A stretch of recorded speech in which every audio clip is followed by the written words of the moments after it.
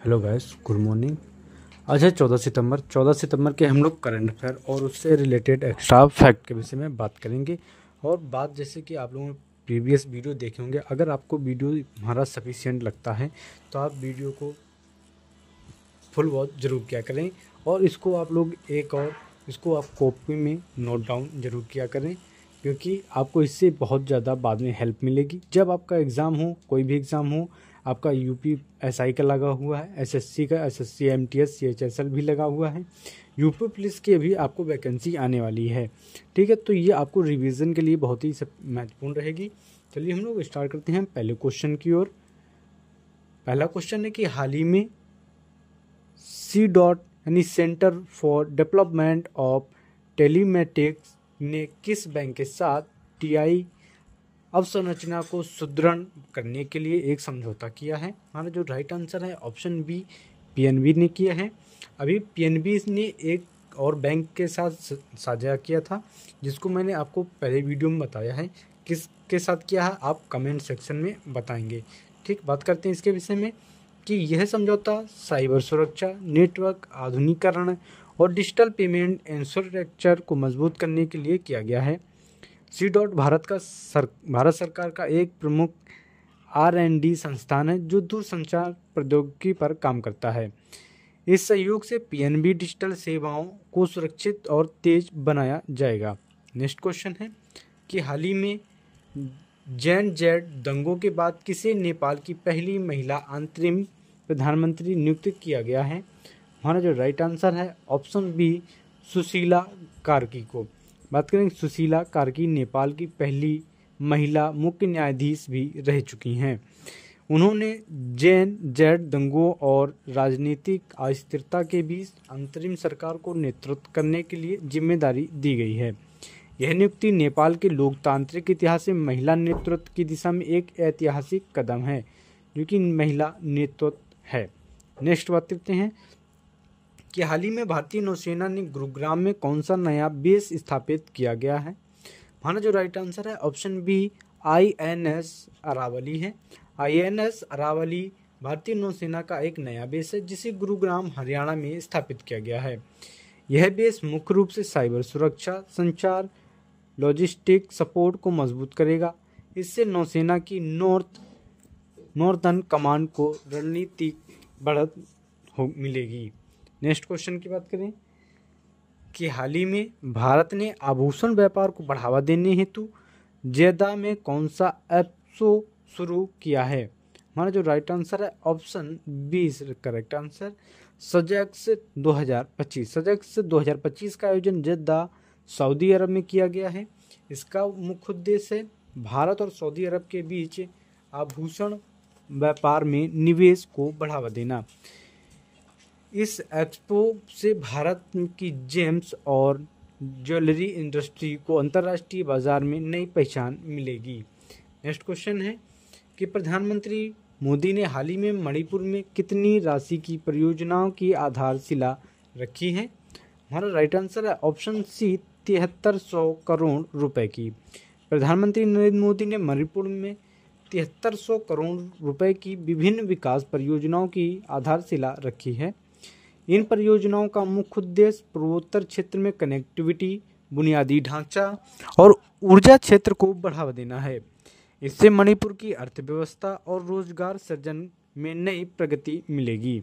Next question है कि हाल ही में 91 वर्ष की आयु में किस पूर्व मुख्यमंत्री का निधन हुआ है?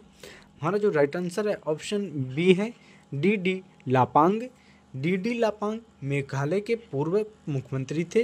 वे राज्य की राजनीति में लंबे समय तक सक्रिय रहे और कई बार मुख्यमंत्री पद भी संभाला है।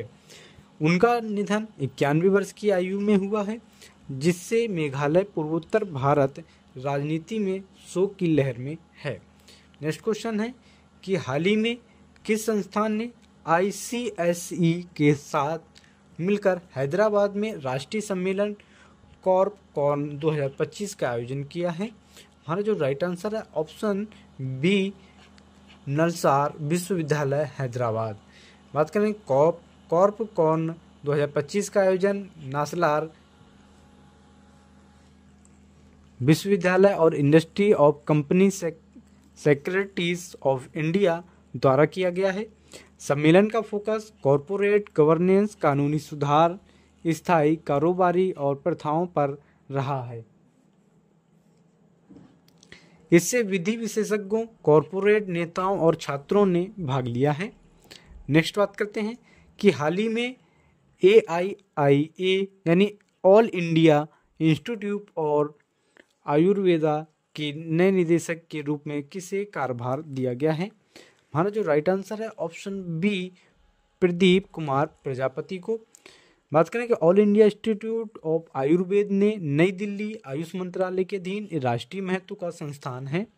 यह संस्थान आयुर्वेदिक शिक्षा, शोध एवं स्वास्थ्य सेवाओं के लिए समर्पित है। प्रोफेसर प्रदीप कुमार प्रजापति पहले आयुर्वेद रिसर्च एवं शिक्षा में महत्वपूर्ण योगदान दे चुके हैं।